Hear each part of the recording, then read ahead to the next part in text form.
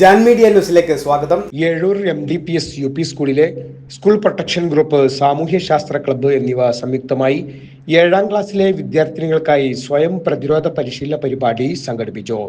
സാമൂഹ്യ വിരുദ്ധരുടെ പെട്ടെന്നുള്ള ആക്രമണങ്ങളിൽ നിന്ന് സ്ത്രീകളും പെൺകുട്ടികളും സ്വയം രക്ഷ നേടുന്നതിനായി കേരള പോലീസ് നടപ്പിലാക്കിയ വനിതാ സ്വയം പ്രതിരോധ പരിശീലന പദ്ധതിയിൽ ഉൾപ്പെടുത്തി നടത്തിയ പരിപാടി സ്കൂൾ മാനേജർ സെയ്തു കൈനിക്കര ഉദ്ഘാടനം ചെയ്തു. മാസ്റ്റർ ട്രെയിനർമാരായ KC സിനിമോൾ, സോണിയ എന്നിവർ മേബിൾ ക്ലാസ് നയിച്ചു. പ്രധാന അധ്യാപകൻ KK Abdussalam, PTA president Alavi സെൻസായി, സീനിയർ അധ്യാപകരായ P Shailaja, V Abdul Gafoor, PK Asha, Jayasree Kalathil, staff secretary T Usha, school protection group convener Sreedevi എന്നിവർ പ്രസംഗിച്ചു.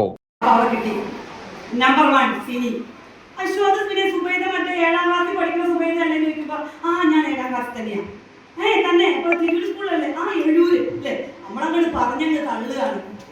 എന്ത് നമ്മുടെ പുറത്തരമാണോ, വിളിക്കുന്നവന്റെ ബുദ്ധിയാണോ, എന്താണ് അതിന് കാരണം? നമ്മുടെ പുറത്തരല്ലേ. അപ്പൊ അങ്ങനെയുള്ള പൊട്ടത്തികള് നമ്മളാവരുത്.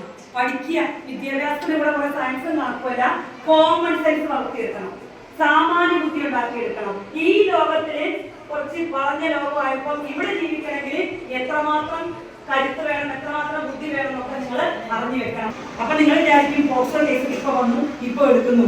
അതുകൊണ്ടല്ല, ഇതൊക്കെ പണ്ട് കാലത്തും ഉണ്ടായിരുന്നു. പക്ഷെ നിയമമില്ല, അറിവില്ല, ആൾക്കാർക്ക് ഭയമാണ്, ഒരു കാര്യം പുറത്തു പറയില്ല, സഹിച്ചുകൊണ്ട് പോയി. പക്ഷെ കാലം മാറി അല്ലേ, സ്ത്രീകൾ മുന്നോട്ടിറങ്ങി വന്നു.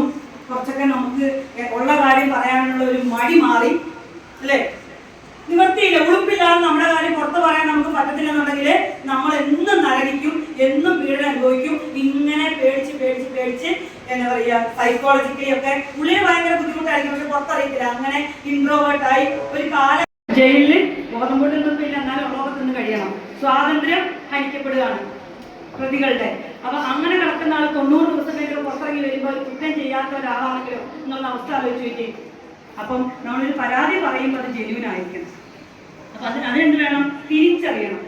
ഗുഡ് ഏതാ ബാഡ് ഏതാ, അവർ ചെയ്തത് മോശ വിചാരത്തോടുകൂടിയാണെന്നൊക്കെ അറിയണം. അല്ലാതെ തോന്നിയത് പരാതിപ്പെട്ടൊരു കാര്യമില്ല. ഓക്കെ, അപ്പൊ അതാണ് ആദ്യം അറിയേണ്ടത്.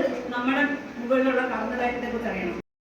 Jan media news, Tirur. മുയൽ വാഴുമിടം, പണം വാരുമിടം, Ashiyana rabbit farm. Ashiyana rabbit farm, municipal സ്റ്റേഡിയത്തിന് മുൻവശം, Thazhepalam, Tirur, Malappuram. Phone 049424290205. Mobile 9895297205. Website www.ashiyanarabbitfarm.com. Email office@ashiyanarabbitfarm.com.